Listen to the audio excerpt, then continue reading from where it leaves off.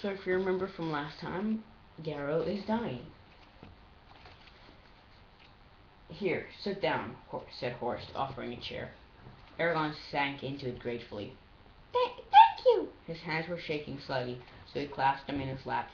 A plate piled high with food was set before him.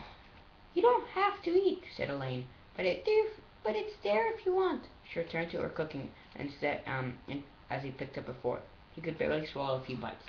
How do you feel? Asked Horst. Terrible! The smith waited a moment. I know this isn't the best time, but we need to know what happened. I don't really remember. Eragon, said Horst, leaning forward. I was one of the people who went out to your farm. Your house didn't fall apart. Something tore it to pieces. Surrounding it were tracks of a gigantic beast I've never seen nor heard of. Others saw them too.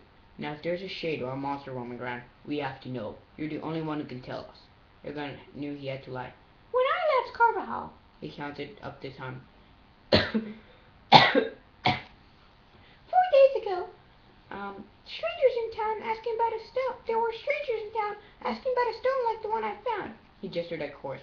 You talked to me about them, and because of that I hurried home. All eyes were upon him. He licked his lips. Nothing happened that night. The next morning I finished my chores and went walking in the forest. Before long I heard an explosion and saw smoke above the trees. I rushed back as fast as I could, but whoever did it was already gone. I dug through the wreckage and found Garrow. So then you put him on a plank. So then you put him on a plank and dragged him back? Asked Albrecht.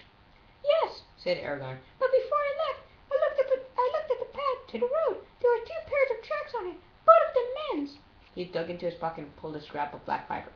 This was clenching Garrow's hands. I think he matches what those strangers were wearing. He sat on the table. It does, said Horst. He looked both thoughtful and angry. And what of your legs? How are they injured? I'm not sure, said Eragon, shaking his head.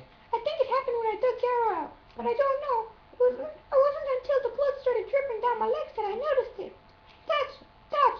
That's horrible, exclaimed Elaine.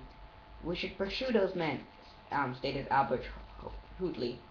They can't get away with this. With a pair of horses, we could catch them tomorrow and bring them back here. Put that foolish thought out of your head, lad. No, put that foolish thought out of your head, said Horst. They could probably pick you up like a baby and throw you in a tree. Remember what happened to the house? We don't want to get in the way of those people. Besides, they have what they want now. He looked at Eragon. They did take the stone, didn't they? It wasn't in the house. Then there's no reason for them to return now that they have it. He gave Eragon a piercing look. You didn't mention anything about those strange tracks. Do you know where they came from? Eragon shook his head. I didn't see them. Baldur abruptly spoke.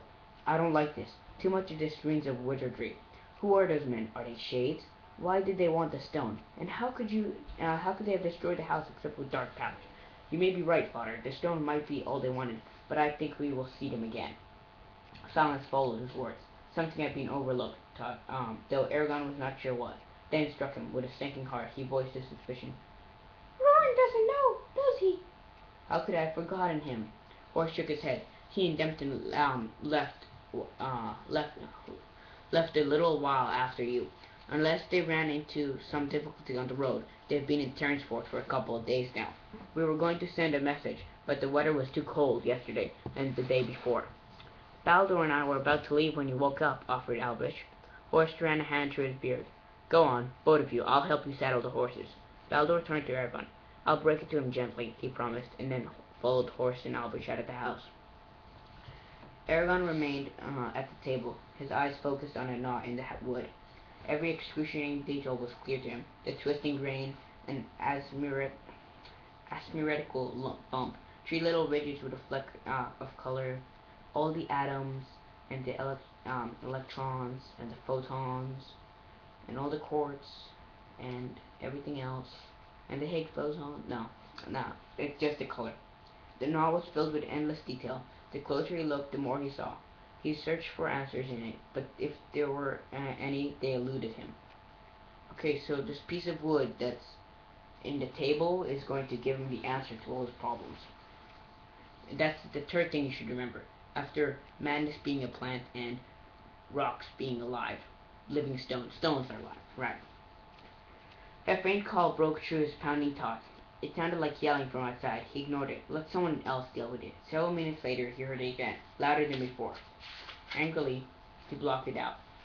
Why can't they be quiet? Gallows resting. He glanced at Elaine, but she did not seem to be bothered by the noise. Eragon!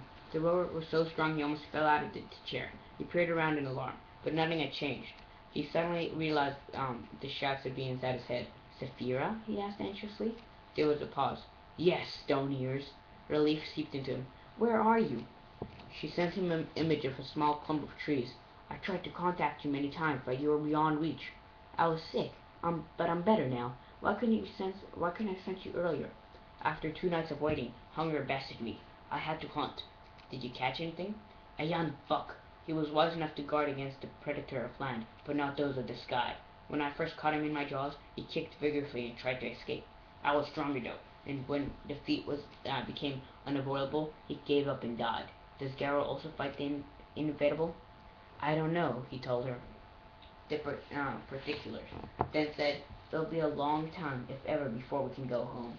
I won't be able to see you for at least a couple of days. You might as well make yourself comfortable. Unhappily, she said, I will do as you say, but do not take too long. They parted reluctantly. He looked out the window and was surprised to see that the sun had set. Feeling very tired, he limped to Elaine, who was wrapping meat pieces with oilcloths. I'm going back to Gertrude's house to sleep, he said.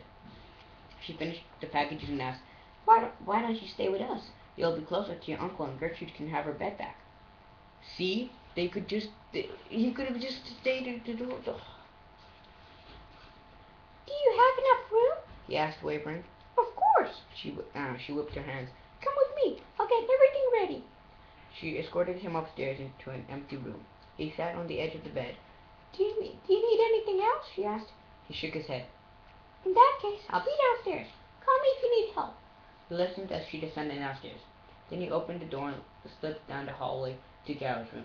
Gertrude gave him a small smile over her knitting needles. How is he? Whispered Eragon. Her voice rasped with fatigue.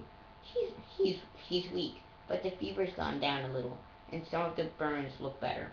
We'll have to wait and see, but this could mean he'll recover. That lightened Eragon's mood, and he returned to his room. The darkness seemed unfriendly as he huddled under the blanket.